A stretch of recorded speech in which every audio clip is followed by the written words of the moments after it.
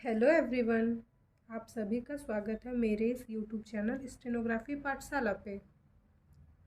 बहुत लोगों के मन में ये इच्छा होती है कि मैं स्टेनो सीखूं और किसी अच्छे पोस्ट पे नौकरी करूं, लेकिन उन्हें ये नहीं पता होता है कि मैं स्टेनो सीखूं कैसे। उसके लिए हमारे पास क्या नॉलेज होना चाहिए, क्या बुक, किस टाइप का बुक लेना चाहिए, किस टाइप की कॉपी लेना चाहिए, किस टाइप का पेंसिल। तो यहाँ मैं आपको वही सारी जानकारी देने वाली हूँ। और इस चैनल पे आपको स्टेनोग्राफी का बेसिक से एडवांस लेकर तक का सारे वीडियोस मिलेगा।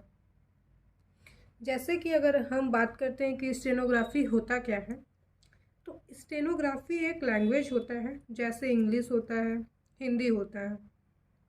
जैसे इंग्लिश सीखने के लिए हम ए से जेड तक अल्फ़ाबेट सीखते हैं और हिंदी सीखने के लिए क से ज्ञ सीखते हैं। उसी तरह अगर आपको स्टेनोग्राफी सीखना है तो उसका बेसिक होता है उसके लेटर, जिसको हम स्ट्रोक बोलते हैं शॉर्ट हैंड की भाषा में।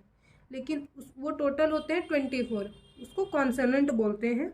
लेकिन उस जो लाइनिंग देते हैं, क्योंकि शॉर्ट हैंड में बेसिक होता है इस टाइप के स्ट्रोक होते हैं, तो इन्हें हम बोलते हैं स्ट्रोक, जो टोटल 24 होता है।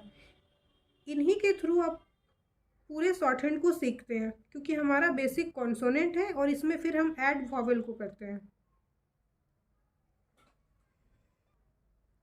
आपने बहुत सारे लोगों को कहते हुए सुना होगा कि शॉर्ट हैंड एक टाइपिंग होता है, लेकिन ये बिल्कुल ही अलग है टाइपिंग से। टाइपिंग शॉर्ट हैंड से जुड़ा है। अगर आप शॉर्ट हैंड सीख रहे हो तो आपको टाइपिंग सीखना एकदम मस्ट होता है, क्योंकि शॉर्ट हैंड में क्या होता है, अगर आप किसी भी चीज़ को एकदम शॉर्ट टर्म में लिखना चाहते हो, अगर कोई भाषण दे रहा है या फिर आप किसी भी चीज़ को रिकॉर्डिंग करके लिखना चाहते हो, तो आप उसको क्या शॉर्ट हैंड में लिखोगे ताकि वो जल्दी कंप्लीट हो जाए। लेकिन शॉर्ट हैंड आपको आती है, अगर आप किसी अगले पर्सन को दोगे तो आप उसको टाइप करके दोगे, उसको हम बोलते हैं ट्रांसक्राइब।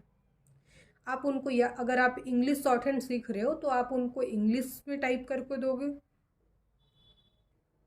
अगर आप हिंदी शॉर्ट हैंड सीख रहे हैं तो आप उनको हिंदी में टाइप करके देंगे। तो शॉर्ट हैंड और टाइपिंग दोनों अलग चीज़ होता है। लेकिन अगर आप शॉर्ट हैंड सीख रहे हो तो आपको टाइपिंग का नॉलेज भी होना उतना ही ज़रूरी है। अगर आप बात करते हो कि शॉर्ट हैंड सीखने के बाद स्कोप क्या है,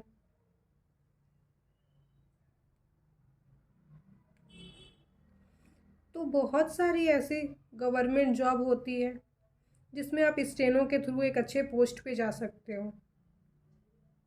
जैसे सीआईएसएफ में एएसआई का पोस्ट आता है, क्योंकि नॉर्मली जो वैकेंसियाँ आती हैं उसमें स्किल ना होने की वजह से बहुत रस होता है और कंपटीशन भी उतना ही टफ होता है।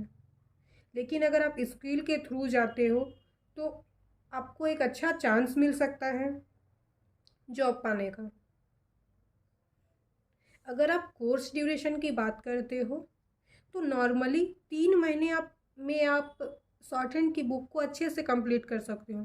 उसके बाद आप अपना प्रैक्टिस स्टार्ट कर सकते हो, क्योंकि ऐसा नहीं है आपने शॉर्ट हैंड की बुक को कंप्लीट किया तो शॉर्ट हैंड वहीं ख़त्म हो गया।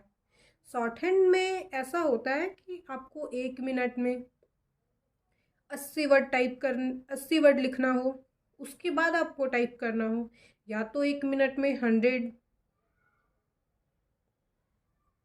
वो वैकेंसियाँ पे डिपेंड करती है, क्योंकि कुछ वैकेंसी ऐसी आती है जिसमें 80 वर्ड पर मिनट होती है, कुछ वैकेंसियाँ ऐसी आती है जिसमें 100 वर्ड पर मिनट की होती है।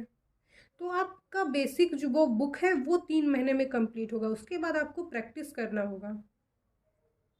अगर आप बात करें कि शॉर्ट हैंड हमें किस कॉपी में सीखना चाहिए, तो आप उसके लिए एक अच्छी क्वालिटी की पेज वाला कॉपी लीजिए, जैसे क्लासमेट हो गया, एप्पल की कॉपी हो गई, क्योंकि ये शॉर्ट हैंड बेसिकली लाइट और डार्क पे चलता है। तो अगर आप कभी लिखोगे तो लाइट भी करना होगा आपको, उसी से डार्क भी करना होगा। तो इसका प्रिंट इस पेज के बैक साइड ना है, इसीलिए हमें अच्छी प्रिंट की पेज की आवश्यकता होती है। और शॉर्ट हैंड के लिए आप बेसिकली स्टार्टिंग में पेज का यूज कर सकते हैं, एक अच्छी क्वालिटी का। और साथ ही आप तभी पेंसिल का स्टार्टिंग में यूज़ करिए, पेन का कोई यूज़ नहीं है शॉर्ट हैंड में। स्टार्टिंग में जब भी शॉर्ट हैंड कोई सीखता है तो उन्हें पेंसिल से ही स्टार्टिंग की जाती है। उसके बाद जब आप पूरा बेसिक बुक कंप्लीट कर दो, आप डिक्टेशन में जाओगे, तो फिर आपको पेन से लिख सकते हैं। धन्यवाद आप सभी को। शॉर्ट हैंड सीखने के लिए आप हमारे इस चैनल से जुड़े रहें। मिलते हैं अगले न्यू वीडियो के साथ।